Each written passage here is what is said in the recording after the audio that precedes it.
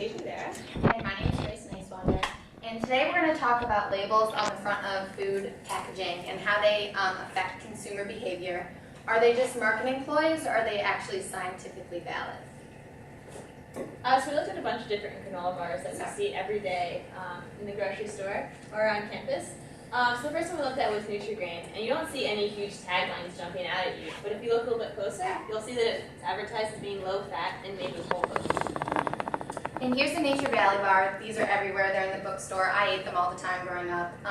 And here they use the tagline 100% natural, but as we'll talk about later, the FDA does not really have strict regulations on the use of the word natural. So here's a Quaker Chewy bar. I think we've all seen these. We've probably eaten them. And this one is advertised as having 25% less sugar. So what is being taken out of this bar, or what is being added to this bar to make it have 25% less sugar? And this bar actually uses two nutritional taglines, organic and multi-grain. And it's interesting that the FDA has kind of messed up regulations on multi-grain. It doesn't necessarily have to be whole grain. It can be a bunch of different refined grains. And finally, we've seen this increase in the use of protein on taglines lately. People want to increase protein in their diets. So this power bar is advertised as being a protein plus bar. It has 23 grams of protein in it. Do you really need that much protein just from one single bar? So if you walk into the supermarket and you see all of these, it's super overwhelming. So we're going to try to compare some of the nutrition facts. If you take the Nutri-Grain and the Nature Valley, right off the bat, it's kind of hard to compare them because the Nature Valley has a serving size of 2 bars, and when they market them to share with people. So I'm always confused. I'm like, am I supposed to eat one? Am I supposed to save one for later? So it's kind of hard to compare 1 bar to 2 bars. And now if we compare them to the Chewy bar, that's advertised as having 25% less sugar, it has less sugar than the other 2 bars, but if you look a little bit closer at the serving size, it's half as much as the Nature Valley bar. So how do you even compare that?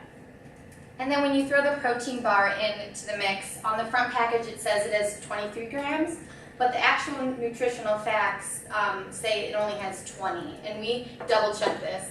So obviously that's super misleading, and it also brings forth the question, like, do we need 40% of our daily protein from a processed bar? So it's pretty confusing, right? Let's break it down a little bit further. If you want more protein from a bar, you're going to get more sugar. If you want less sugar, you're only going to get about 1 gram of protein. And furthermore, what does 100% natural even mean? What about multigrain? We're going to look at this a little bit later. So what do all these foods have in common? They all have these nutritional taglines or buzzwords on the front that lead consumers to think that they're buying a healthy product. Low carb, low fat, fat-free. We're all kind of drawn towards those. So here are some popular buzzwords over time that are used on nutritional packaging. And you can see they kind of follow the fad diet of the time. So right now, we're kind of seeing this gluten-free protein diet trend. So we see those a lot of times on nutritional taglines. Also, we recently had this push for organic or all natural. And as Grace mentioned, what does all natural really mean? There's really no regulation on that. And to be able to make a claim that says it's made with real fruit, there's really no regulation on that. It has to have about a drop of real fruit juice for it. So if you have a package of fruit snacks, it could say made with real fruit on it, but you're not actually getting any real benefit from that. So it's a little bit misleading. So we found this clip, an advertisement for a product, and it's advertised as being all natural, so somehow it's supposed to be healthier for you. So watch this clip, see if you guys think this is a healthy product or not. Or don't watch it.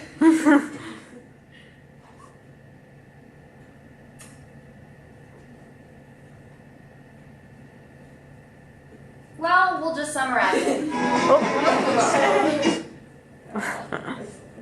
There it goes. Announcing a whole new reason to pick 7-Up.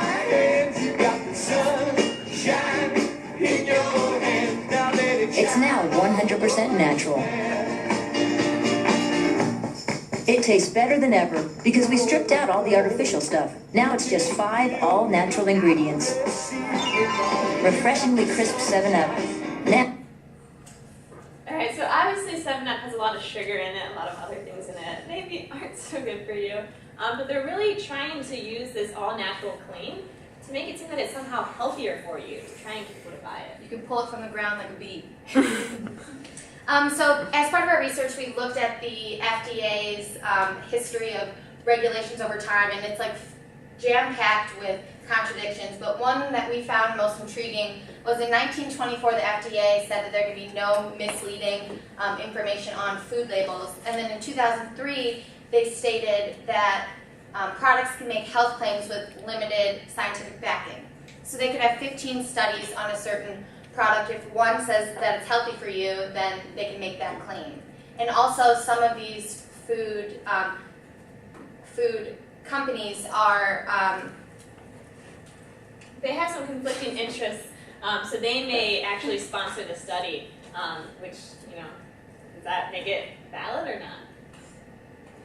So we looked at some of the current FDA requirements for health claims, and they currently have labeling requirements for fat, sugar, and calories. To make the sugar-free claim, it can have up to 0.5 gram of sugar per serving size, but as we saw earlier with the granola bars, what actually is a serving size? And low sugar, the FDA doesn't actually define this, and it's banned, but you can still find products in the supermarket that have low sugar on it. They also have this claim for reduced sugar. It has to have at least 25% less sugar than a similar food. And so we compared these two chewy bars, and they do in fact have 25% less sugar in the one that's advertised as having less sugar. However, these are two products that are made by the same company. So can you compare a Quaker Chewy bar that has 25% less sugar to a Nature Valley bar? I don't know. So we were interested in what our peers and family and friends think about all this. So we sent out a survey. We got about 140 responses, and one of our questions was to rate the health of these two oatmeals, only looking at the front package on a scale of 1 to 5. 1 being not healthy, 5 being healthy. And as you can see, the majority of people consider the lower sugar oatmeal more healthy. Again, only looking at the front package. So then we turned it over and looked at the actual nutrition label. And we found that the lower sugar product actually has less sugar, but the serving size is a lot smaller, and there's a lot more sodium in it. So in the process of taking out some sugar, it seems that they've added some other things. So the FDA has done some studies to look at how these taglines affect consumer purchasing. And they found that consumers are more likely to consider purchasing a product if the nutrient is mentioned in a health claim. So this is something called a substance-specific health claim. So Activia uses these, and it says it helps your digestive system. They also found that consumers are less likely to consider purchasing a product when there's a nutrient content claim, such as a good source of calcium. And a good source of calcium, the definition for that is it has to have at least 10% of your daily value, but that's not really a whole lot. So consumers that are uneducated might be misled by this.